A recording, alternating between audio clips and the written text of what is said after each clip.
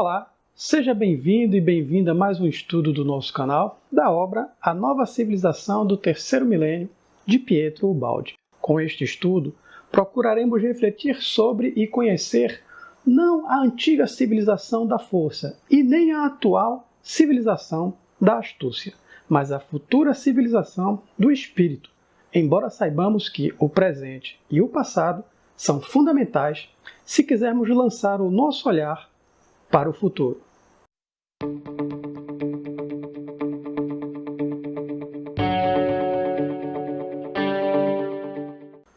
Olá pessoal, tudo bem? Vamos iniciar mais um estudo aqui no nosso canal e nós vamos começar com a primeira frase do prefácio da obra A Nova Civilização do Terceiro Milênio. Vejam o que diz Pietro Ubaldi. Embora o presente volume também possa ter significado autônomo e ser lido como tal, vem aqui apresentado como comentário sobre a grande síntese. Trata-se, portanto, de aprofundar e clarear os conceitos da primeira grande obra de Ubaldi, a grande síntese. Trata-se de demonstrá-la melhor, descendo especialmente aos pormenores da parte humana, individual, social e moral, de preferência a parte científica e cosmológica. E aqui nós vamos procurar fazer com que este estudo também tenha um significado autônomo, ou seja, nós iremos procurar expor os conceitos do nosso estudo de tal forma que aqueles que ainda não tiveram a oportunidade de ler a grande síntese, nem por isso deixarão de compreendê-lo. Mas é óbvio que aqueles que já tiveram a oportunidade de ler a primeira obra de Ubaldi poderão compreender alguns conceitos mais facilmente. Para quem não leu ainda a grande síntese, eu até recomendo, assim que tiver um tempo disponível, pois, como afirma Ubaldi, a grande síntese é o livro da nova ordem mundial, o código da nova civilização do terceiro milênio. E vejam aqui no capítulo 86 desta obra, que fala dos equilíbrios e virtudes sociais. Ele diz o seguinte: a natureza deste escrito sintético não me permite descer a pormenores. Portanto, a grande síntese, ela propõe uma análise geral, sem se ater nas particularidades. E com o estudo que nós vamos fazer agora da nova civilização do terceiro milênio, nós iremos conhecer em detalhes a teoria social de Ubaldi. A grande síntese abrange e unifica o conhecimento científico e filosófico base de nova civilização. Trata-se de um sistema orgânico em que todos os fenômenos, desde o campo científico até o campo moral e social, estão interrelacionados através de um encadeamento lógico, e propõe a chave e a solução para os mais diversos problemas, desde os problemas mais teóricos e abstratos da filosofia, até problemas práticos e concretos da nossa vida como indivíduo e em sociedade. Mas antes de avançarmos, me permitam fazer duas observações. A primeira é que, nos nossos estudos, tanto quanto nas nossas videoaulas, nós colocamos aqui na descrição do vídeo uma espécie de resumo, onde você poderá, antes mesmo de começar a assistir o vídeo, ter uma visão geral dos tópicos que serão abordados aqui neste estudo. Uma outra consideração a se fazer é que sempre que julgarmos relevante, nós iremos tentar relacionar a obra de Ubaldi com algum pensamento filosófico. Afinal, como muitos de vocês aqui já me conhecem, eu sou professor de filosofia e acredito que possa ser extremamente relevante buscar esta aproximação e, quem sabe até, pensar em uma grande síntese filosófica que possa aproximar a ideia dos grandes filósofos, desde a origem da filosofia na Grécia Antiga até a atualidade, com a obra de Ubaldi. E aqui, me permitam expressar a minha admiração pela obra de Ubaldi e afirmar, de forma despretensiosa, embora para alguns possa parecer um pouco presunçoso, mas afirmar que a filosofia de Ubaldi será a filosofia da futura civilização do espírito, pois, na minha modesta opinião, nós temos na obra de Ubaldi a filosofia que liga a Terra aos céus. Para falar de uma nova civilização, Ubaldi leva em consideração que a história da humanidade, da mesma forma que a história dos indivíduos, é feita de ciclos, com nascimento, apogeu e maturidade, queda, morte e renascimento em um novo ciclo. Vejamos, a civilização egípcia teve o seu período de apogeu e queda. A civilização grega, com suas cidades-estados, Esparta, Atenas, que foram um centro cultural e intelectual da Grécia Antiga, teve igualmente o seu ciclo de apogeu e de queda. e assim sucessivamente. O mesmo deve acontecer, portanto, com a nossa civilização. E ao falar do ciclo atual, lembremos que nós estamos nos referindo ao século XX, o período onde o Baldi escreveu essas obras. O Baldi se refere a uma curva do caminho evolutivo da humanidade que pode ser considerado como um ponto crítico de destruição, de dor e de pobreza que privou a muitos do essencial para sobreviver. Esse ponto crítico foi a Primeira Grande Guerra. Por isso o Baldi vai dizer que a Grande Síntese é um livro de construção, um livro que foi legado ao momento histórico no qual foi escrito, mas também um legado à vida e à ressurreição, o evangelho da renovação espiritual que, com sua divina filosofia, é expressão do pensamento divino. Após a Primeira Guerra, pouco tempo depois nós temos um novo ponto crítico, a Segunda Grande Guerra, e quando o Baldi escreve a nova civilização do terceiro milênio, as duas grandes guerras já haviam devastado não apenas fisicamente, mas moralmente a humanidade. Um detalhe curioso é que, embora a obra A Nova Civilização do Terceiro Milênio tenha sido publicada em 1949, ela já estava pronta em 1945. Como sabemos disso? É porque é o próprio Baldi que afirma isso no prefácio da obra Profecias. Conseguem imaginar a Europa sendo devastada pela guerra e um ponto de luz aceso em algum lugar isolado, pairando sobre o céu da Itália, com um olhar lançado para um futuro de esperança e renovação? Com as duas grandes guerras, nós podemos pensar no esgotamento de um ciclo de destruição da história da humanidade, que deverá representar o símbolo, para as gerações futuras, da velha civilização do segundo milênio da nossa história. O homem, moralmente deficiente, foi tomado de ambição diante das novas possibilidades que a ciência lhe oferecia. Corpo de gigante com cérebro de criança. A guerra de destruição nasceu como fruto da cobiça e da ambição humana, ampliada pelo novo poder da técnica mecanicamente acessível a todos, a maioria evoluída que empregou este poder sem discernimento. Os resultados práticos do progresso acabaram nas mãos do homem ainda não moralmente desperto, sem preparo, insuficientemente sábio para fazer bom uso do novo poder. Foi o mesmo que pôr uma faca nas mãos de uma criança.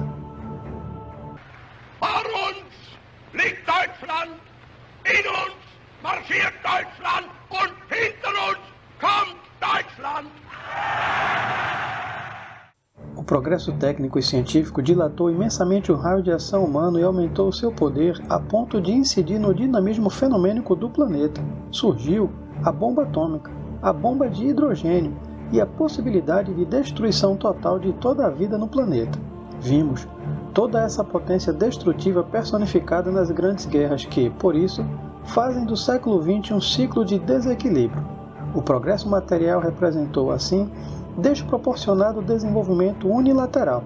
O ponto crítico resultante desse desequilíbrio foi a possibilidade de destruição através da guerra. Esta foi uma fase negativa, uma existência oferecida pelo mundo moderno que não poderia ser aceitável senão para os inconscientes, os involuídos e desonestos.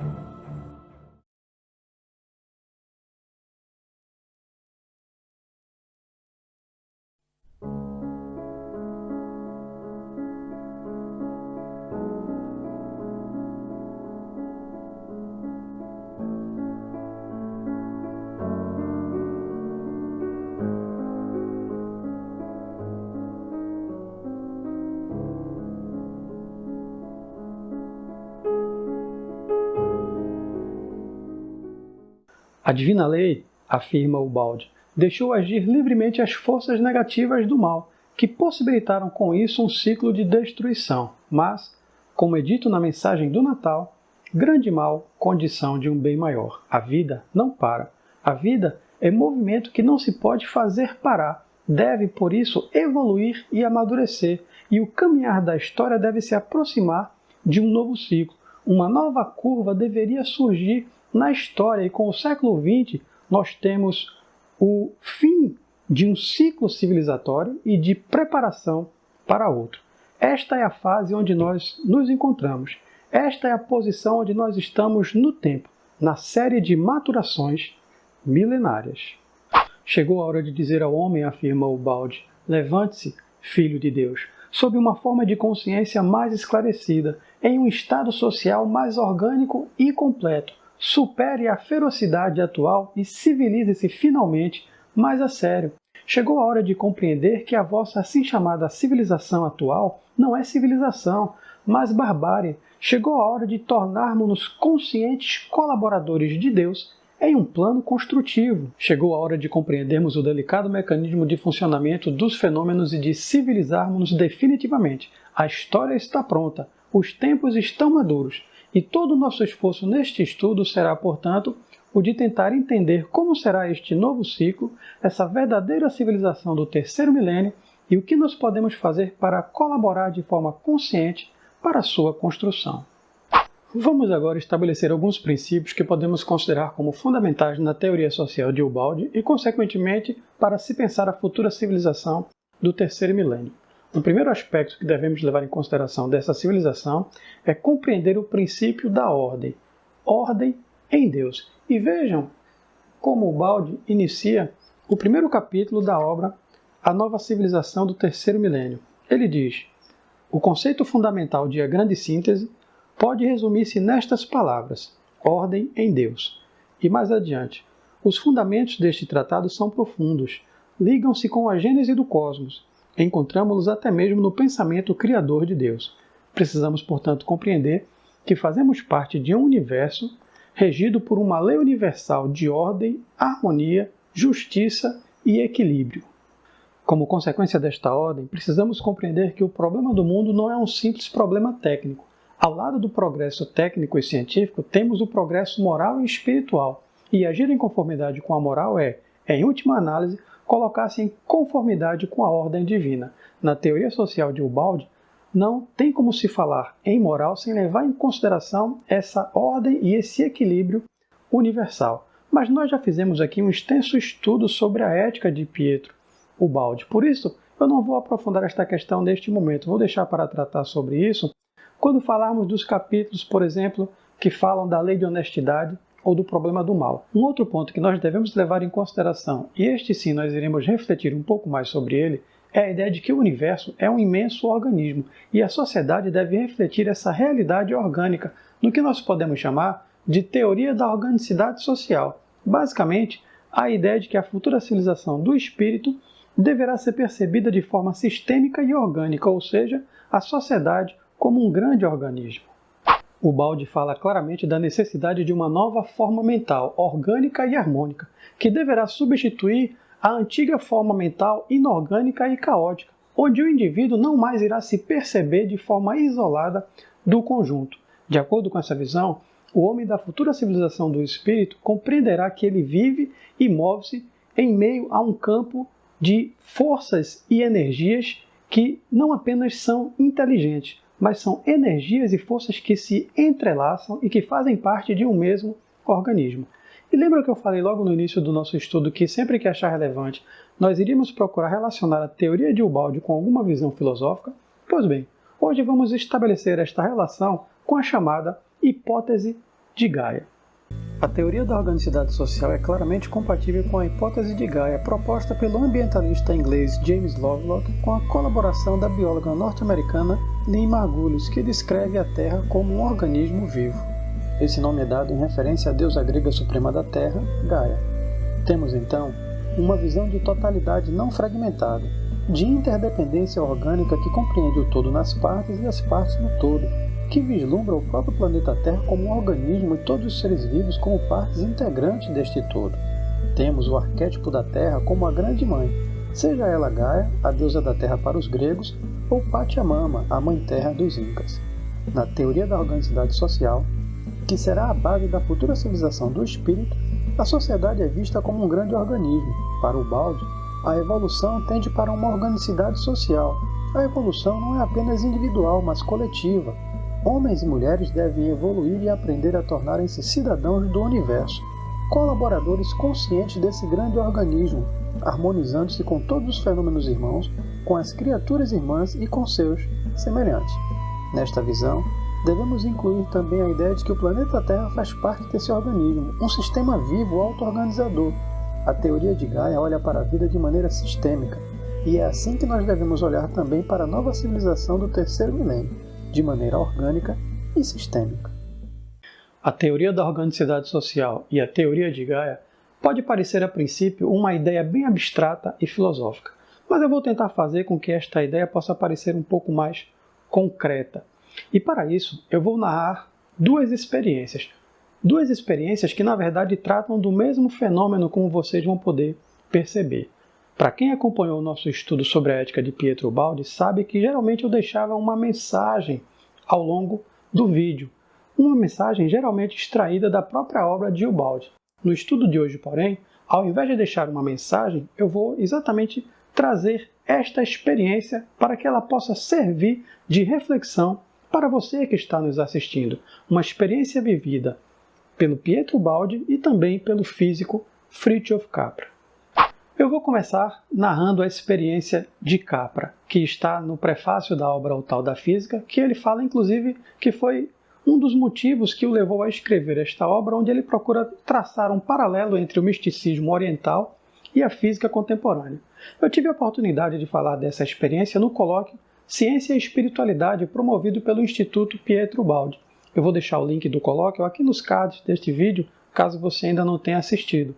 Lá você vai encontrar uma palestra do Júlio Damasceno, um grande estudioso que estuda há décadas a obra de Ubaldi, uma palestra da Rosane, que é a atual presidente do Instituto Pietro Ubaldi, e a palestra onde eu faço essa abordagem dessa relação entre ciência e espiritualidade. Pois bem, eis como Capra narra a sua experiência. Ele diz que ele estava sentado na beira do mar, num fim de tarde de verão, vendo as ondas surgirem e sentindo o ritmo da sua própria respiração, quando repentinamente ele percebeu todo o ambiente à sua volta no que ele chamou de uma dança cósmica de energia. Como um físico, ele sabia que a areia, as rochas, a água e o ar são formados de moléculas e átomos vibrantes, que por sua vez são formados de partículas que interagem umas com as outras. Tudo isso ele sabia a partir da sua investigação como um físico no estudo de altas energias, mas até ali ele só tinha sentido isso através de gráficos, diagramas e teorias matemáticas. Sentado na praia, no entanto, ele viu cascatas de energia, viu os átomos dos elementos e os do seu próprio corpo participando em uma dança cósmica de energia, sentindo o seu ritmo, ouvindo o seu som. Nesse momento ele traçou um paralelo com a dança de Shiva, o senhor dos dançarinos, adorado pelos hindus. Esta experiência o fez relacionar a estrutura conhecida do mundo físico, a estrutura molecular e atômica da água, das rochas, a interação entre as partículas subatômicas com o seu próprio eu, onde ele pôde se perceber fazendo parte do que ele chamou de uma dança cósmica de energia, onde ele não era um mero espectador, mas protagonista deste cenário, onde ele pôde sentir o ritmo desta dança. Mas vamos agora falar da experiência de Ubaldi, a visão que ele teve na praia de Falconara, que ele narra na obra Comentários, mas sem entrar em maiores detalhes. À beira-mar, em Falconara, ele sentiu, numa revelação rápida, como um raio, que tudo tinha que ser matéria, energia e espírito, formulando então a grande equação da substância que se encontra na grande síntese. Ubaldi percebeu então a unidade da criação, ou aquilo que ele vai chamar depois de o todo uno Deus.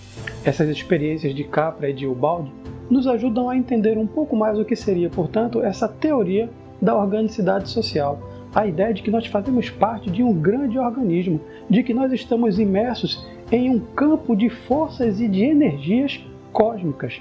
Essa experiência pode acontecer de várias formas. Ela pode acontecer num ambiente natural, como foi o caso de Capra e de Ubaldi, mas pode acontecer também em um momento de oração, em um momento de meditação, enfim.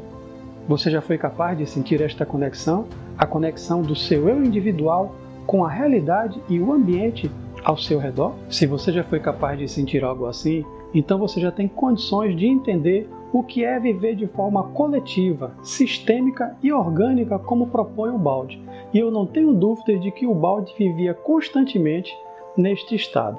A princípio, essa experiência deve acontecer de forma isolada, esporádica, em alguns determinados momentos. Hoje, essa experiência deve ser percebida ainda por um número limitado e reduzido de pessoas.